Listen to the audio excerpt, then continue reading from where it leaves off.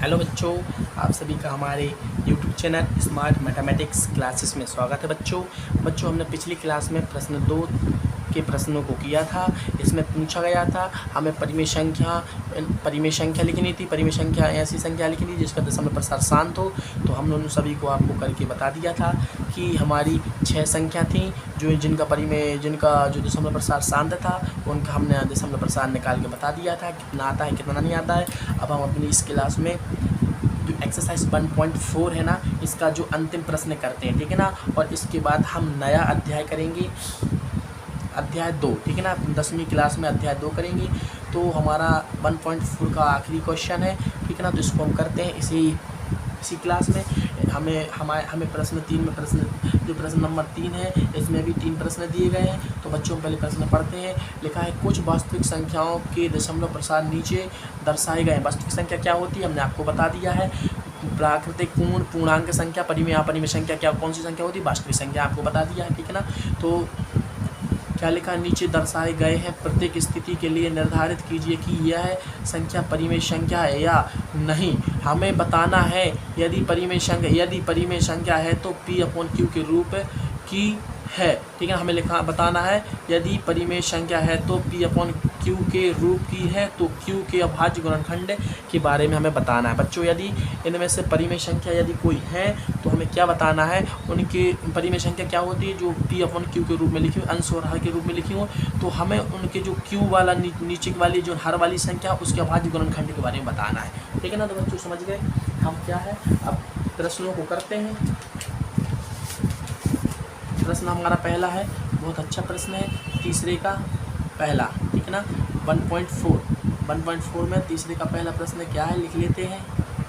43.1 2 3 4 5 6 7 8 और 9, ठीक है ना। दशमलव के बाद हम एक एक संख्याओं को पढ़ते हैं बच्चों। तो हमें क्या करना है, देखो हम लिख सकते हैं दी गई संख्या का दशमलव प्रसार शांत है, ठीक है ना। दी गई संख्या का दशमलव प्रसार कैसा है बच्चों, शांत है। क्यों? क्योंकि दशमलव के बाद हमें एक संख्या दी गई है और इसके आगे कुछ ऐसी दशमलव के बाद हमारी यह संख्या स्थिर हो गई, ठीक है ना। इसके आगे संख्या नहीं बढ़ रही। तो ये यानी कि कह सकते हैं यह संख्या क्या है, इसका दशमलव प्रसार शांत है, इसलिए यह परिमेय संख्या है। क्योंकि इसका दशमलव प्रसार शांत था इसलिए यह परिमेय संख्या है, ठीक है ना बच्चों। हमने आपको 2 प्रकार की बताई हैं। परिमेय संख्याओं में क्या क्या होता है, ऐसी परिमेय संख्या होती है जिनका दशमलव प्रसार शांत हो, उसे भी हम बोलते हैं परिमेय संख्या। और जिनका दशमलव प्रसार अशांत आवृत्ति हो उन्हें भी हम परिमेय संख्या बोलते हैं। तो इसका दशमलव प्रसार कैसा है, शांत है, ठीक है ना, इसलिए परिमेय संख्या है। इसका दशमलव प्रसार अशांत आवृत्ति नहीं है, ठीक है ना। इसका दशमलव प्रसार शांत अकेला है। तो हम इसको लिख सकते हैं 43.1 2 3 4 5 6 7 8 9।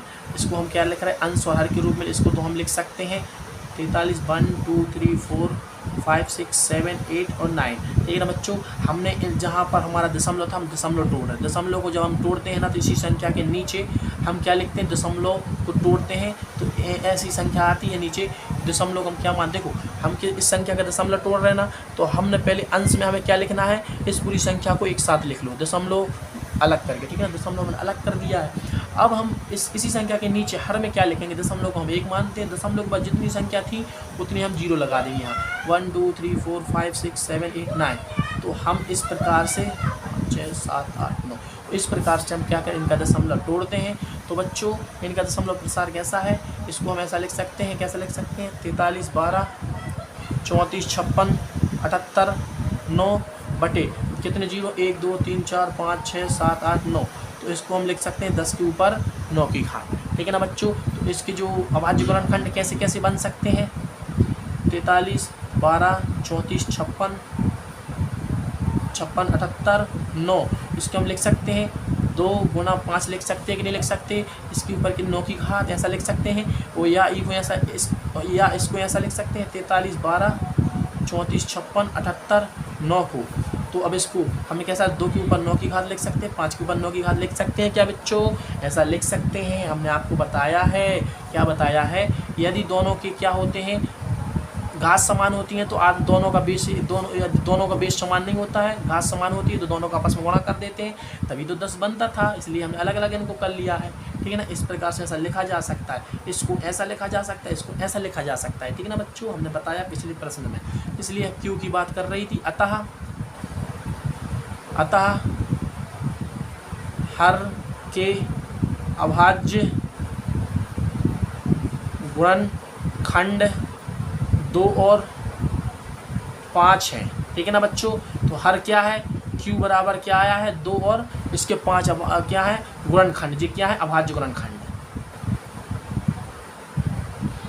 q हमारा क्या क्या है, q 2 है और हमारा 5 है। ठीक है ना, तो अभाज्य गुणनखंड 2 और 5 है। इसी प्रकार से हम दूसरा प्रश्न करते हैं। प्रश्न दूसरा दिया गया है बच्चों, बहुत अच्छा प्रश्न है। बोला है हमें एक क्या दिया गया है, लिख लेते हैं पहले। दूसरा 0.12 0, फिर 12 डबल 0, 12 1 2 3 0, 12 1 2 3 4 0, 4 0 तक दिया गया है। ठीक है ना, इसी प्रकार से क्या है बढ़ता जा रहा है बच्चों। ठीक है ना, तो हम कह सकते हैं हल कर रहे हैं। ठीक है ना, दी गई संख्या का दशमलव प्रसार अशांत है, इसलिए यह अपरिमेय संख्या है। ठीक है ना बच्चों, इसका दशमलव प्रसार क्या है, अशांत है। इसका दशमलव प्रसार अशांत आवृत्ति भी नहीं है। यदि दशमलव प्रसार अशांत आवृत्ति होता तो यह संख्या क्या हो जाती है, परिमेय संख्या हो जाती है, परिमेय संख्या। इसका दशमलव प्रसार क्या है, अशांत अकेला है, इसलिए यह क्या है अपरिमेय संख्या है। तो अपरिमेय संख्या यदि है तो इसका p अपन q रूप निकाल ही नहीं सकते, तो हमारा उत्तर इतना होगा।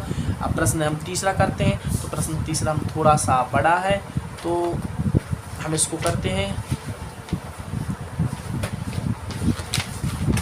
नए पेज पर। ठीक है ना, थोड़ा सा बड़ा प्रश्न है बच्चों। देखो प्रश्न लिखा है, प्रश्न लिख लेते हैं 43 तीसरे का तीसरा। ठीक है ना, 1.4 में तो क्या है 43.1 2 3 4 5 6 7 8 और 9, इसके ऊपर क्या है बार का चिन्ह दिया गया है। तो बच्चों देखो इसमें लिखते हैं, हल कर रहे हैं। ठीक है ना, लिखो दी गई संख्या का दशमलव प्रसार अशांत कैसा है, अशांत आवृत्ति का है। ठीक है ना बच्चों, क्योंकि इसकी जो संख्या दशमलव के बाद संख्या है ना बार बार रिपीट होती हैं, रिपीट जब होती हैं तभी तो हम बार का चिन्ह लगाते हैं, हमने आपको बताया था पिछली क्लास में। ठीक है ना बच्चों, तो इसका दशमलव प्रसार कैसा अशांत है, इसलिए अशांत आवृत्ति है, इसलिए यह परिमेय संख्या होगी बच्चों। अशांत आवृत्ति का है तब भी हमारा परिमेय संख्या होगी, इसलिए अब हम इसको लिख सकते हैं। इसको क्या मानेंगे बच्चों, इसको हम लिख सकते हैं x, इसको हम x मान सकते हैं। क्या मानेंगे, x मानते हैं इसको। 43.1 2 3 4 5 6 7 8 9, इसको हम क्या मानेंगे, इसको एन डेड से यहाँ पर बढ़ती जा रही है। ठीक है ना, रिपीट हो रहा है, इसको हमने क्या माना x माना। तो इसको क्या मान लो बच्चों, समीकरण 1 मान लो। इसको मान लेते हैं हम समीकरण 1। ठीक है ना, हमें p/q रूप बताना है इसको। ठीक है ना, तो हम कैसे बताएंगे, लिखो दोनों ओर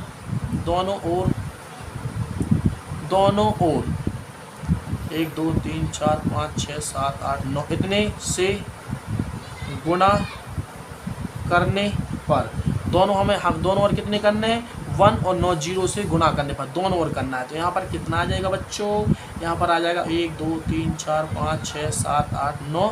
ठीक है ना, तो इतने x हो जाएंगे, कितने इतने पूरे x हो जाएंगे। ठीक है ना, तो और यहाँ पर क्या बच जाएगा बच्चों, यहाँ पर बच जाएगा, हम गुणा कर रहे हैं तो हमारा बच जाएगा 43 12 34 56 58 9 पॉइंट के बाद हमारी क्या संख्या आ जाएंगी बच्चों, पॉइंट के बाद हमारी संख्या 1 2 3 4 5 6 7 8 और 9 इसी तरफ आगे तक बढ़ती जाएंगी। ठीक है ना, हमें रिपीट होती जाएंगी।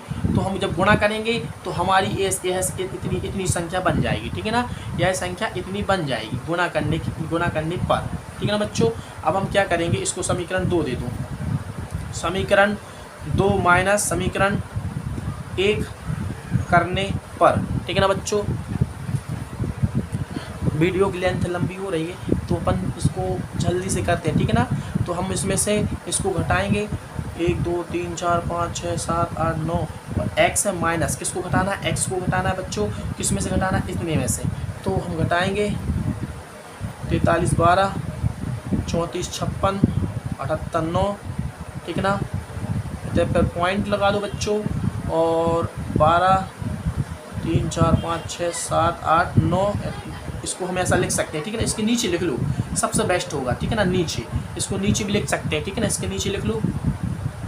तो हमें कितना घटाना है, इतना घटाना है 43।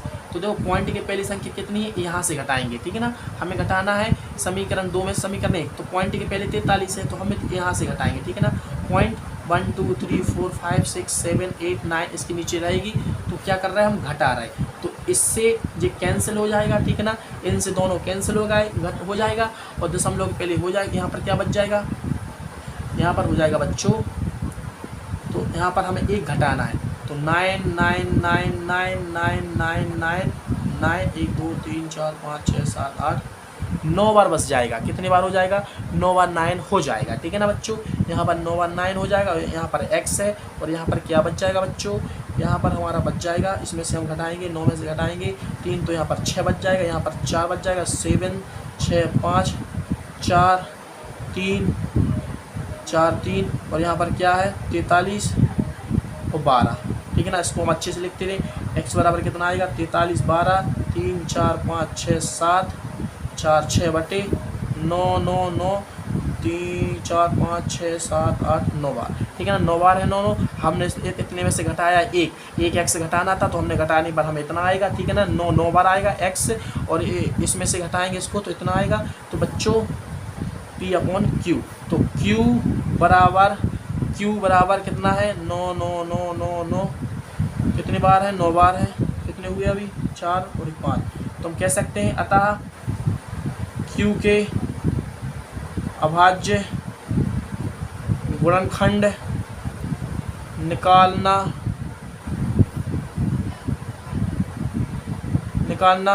असंभव होगा।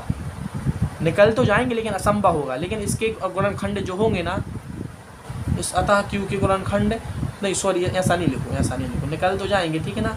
इसके अभाज्य गुणनखंड निकल तो जाएंगे। Q के अभाज्य गुणनखंड 2 और 5 नहीं होंगे, ठीक है ना, ऐसा लिख लो। तो बच्चों इस हमारा जो हमने प्रश्न 3 करवाया है आपको, प्रश्न 3 हमने कर लिया है, ठीक है ना। तो प्रश्न 3 आपने देखा कितना लग तो रहा था बहुत छोटा है लेकिन बहुत बड़ा है प्रश्न है। तो इसमें हमने Q के अभाज्य गुणनखंड के बारे में नहीं बता सकते, हम इतना ही बता सकते कि Q के अभाज्य जो गुणनखंड है ना 2 और 5 नहीं हो सकते। निकल तो जाएगा इसका अभाज्य गुणनखंड, हमें Q की बात करनी थी, ठीक है ना। तो बच्चों इस क्लास के साथ हमारी एक्सरसाइज 1.4 ख़त्म होती है। अब हम नया अध्याय करेंगे, तो मिलते हैं नई क्लास में। तब तक के लिए जय हिंद जय भारत।